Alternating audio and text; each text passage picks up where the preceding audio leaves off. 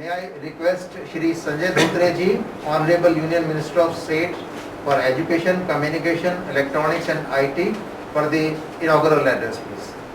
Thank you. सभी को नमस्कार। आज के इस समारोह में उपस्थित श्रीमती ज्योति अरोड़ा जी, विशेष सचिव और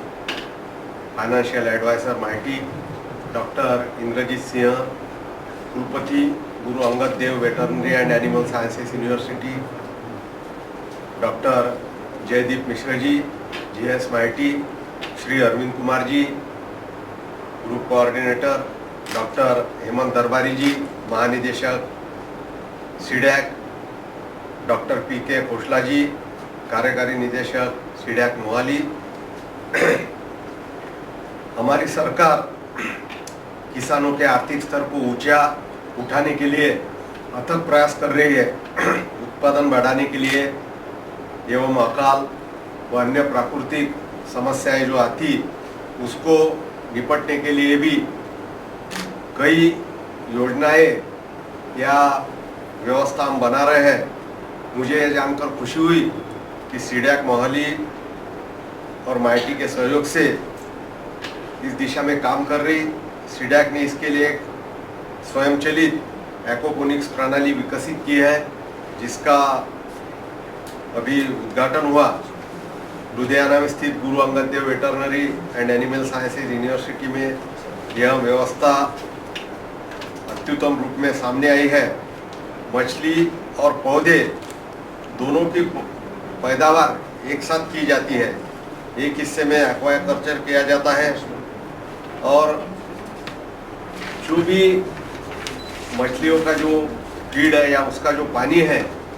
उसमें से खेती के लिए उपयुक्त जो पोषक तत्व है उसको फिल्टर करके फिर वो पानी जो है वो हाइड्रोपोनिक्स तकनीक द्वारा हमारे सब्जियां उगाने में उसका उपयोग किया जाता है। और वो जो पानी है उसमें से जो पोषक तत्व है वो लेने के बाद में जो पानी है फिल्टर किया हुआ वो फिर से मछलियों के लिए उपलब्ध हो जाता है। और इसके लिए ये जो शुद्ध और स्वच्छ पानी जो है वो फिर से मछलियों के लिए उपयोग में लाया जाता है। इसके कारण जो आज सबसे बड़ी जो समस्या है, क्योंकि आज ही नहीं तो आने वाले दिनों में मुझे ऐसा लगता कि आज जिस तरह तेल का महत्व है उससे भी ज़्यादा महत्व पानी का होगा। क्योंकि हम सभी जानते हैं कि हमारे पृथ्वी के ऊपर जो भी जीव है, क्योंकि यहाँ पे सबसे पहले जो जीव पैदा हुआ तो उसका एक ही कारण है कि यहाँ पे पानी, ऑक्सीजन, हाइड्रोजन, कार्बन, ये जो है ये सभी जितने भी ऑर्गेनिज्म है उसमें पाए जाते हैं। तो पानी का जो महत्व है वो हम सभी लोग जानते हैं। तो इसमें करीब करीब 80% से 90% इसमें पानी की बचत होगी। और दूसरी एक बहुत ही अच्छी चीज़ इसमें है, क्योंकि अभी organic food, organic vegetables, organic fruit, even जो नॉन वेजिटेरियन है उनके लिए भी ग्रास फीड मीट या पोल्ट्री जो है उसका महत्व हम सभी लोग जानते हैं। तो इसके लिए एक 100% ऑर्गेनिक, इसको कई लोग नेचुरल फार्मिंग बोलते, कुछ लोग इसको ऑर्गेनिक फार्मिंग बोलते, कुछ लोग इसको बायो फार्मिंग बोलते। तो ये डिबेट तो हमेशा चलती रहेंगी, लेकिन ये 100% जिसमें कोई भी केमिकल, फर्टिलाइज़र, कोई भी पेस्टिसाइड, इंसेक्टिसाइड इसमें यूज़ किया नहीं जाएगा और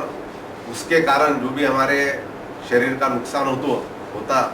उसकी बचत इसमें होगी। और इसका जो इकोनॉमिक्स भी इन्होंने निकाला कि इसमें करीब करीब एक वर्ष में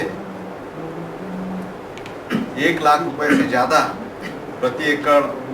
मुनाफा होगा और बाद में इसमें जैसा जैसा मास प्रोडक्शन होगा या हमारे जो इसका उपयोग करने वाले जो किसान हैं वो भी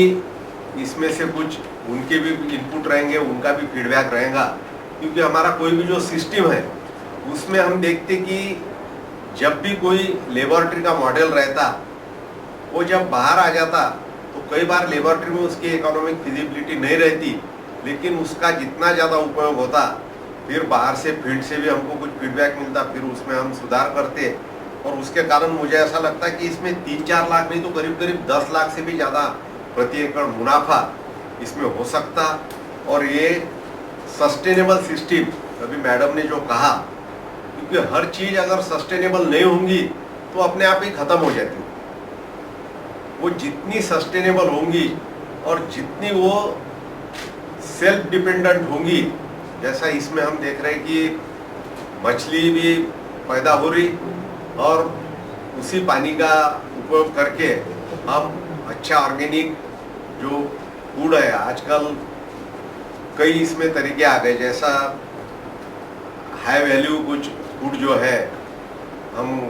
सभी जानते हैं कि अभी जो सलाद है उसका उपयोग बढ़ रहा, सब्जियों का उपयोग बढ़ रहा, उसमें एक नया कंसेप्ट भी आ रहा, जैसा ये व्हीट ग्रास है उसी तरह जैसा वो जितना स्प्राउट जो था अब उसके आगे का भी एक माइक्रो ग्रीन का एक कंसेप्ट आ रहा। मुझे ऐसा लगता है कि ये चीज़ें जो है ये आजकल लोग जो दवाई रहती, जो मेडिसिन रहता, उसको एक अल्टरनेट करके इसका यूज़ भी हो रहा, क्योंकि ये हाईली न्यूट्रिशियस है,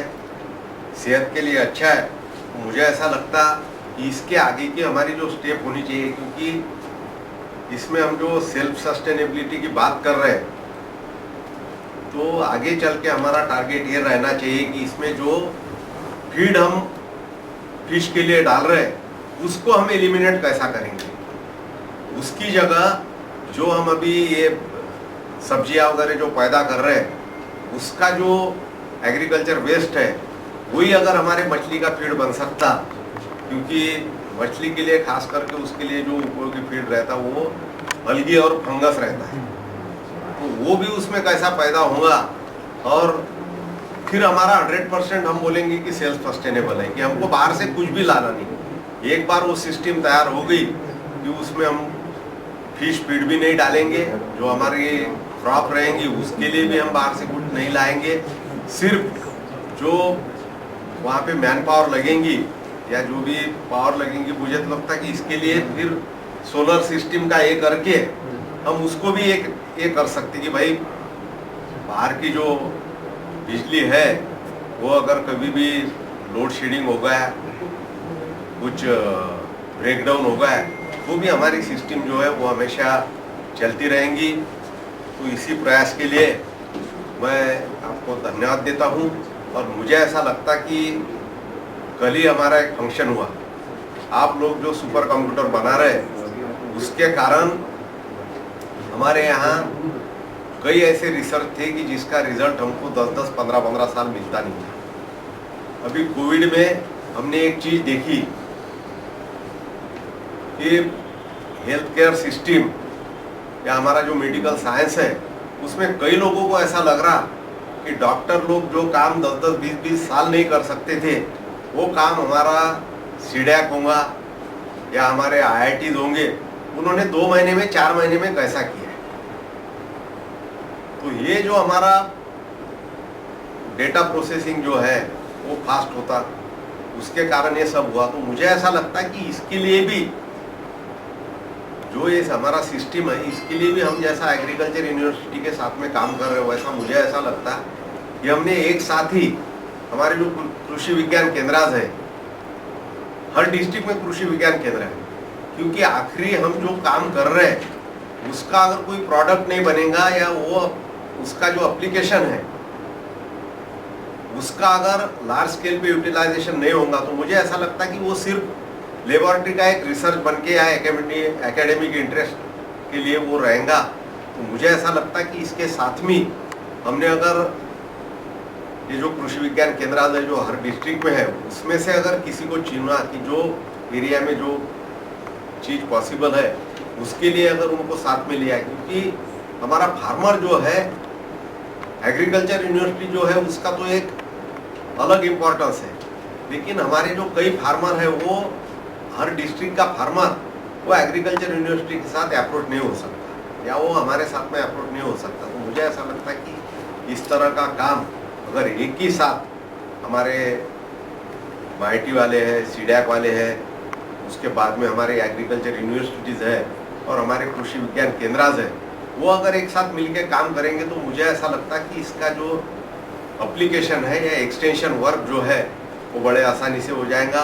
मैं फिर एक बार आप सभी को इस महत्वपूर्ण काम के लिए बधाई देता हूं और यह जो आपका काम है ये आखिरी जो हमारा किसान है उसके लिए जल्द से जल्द पहुंचे, ऐसी शुभकामनाएं देता हूं और आप सभी को एक बार धन्यवाद और शुभकामनाएं देते हुए मैं विदा लेता हूं। धन्यवाद, नमस्कार।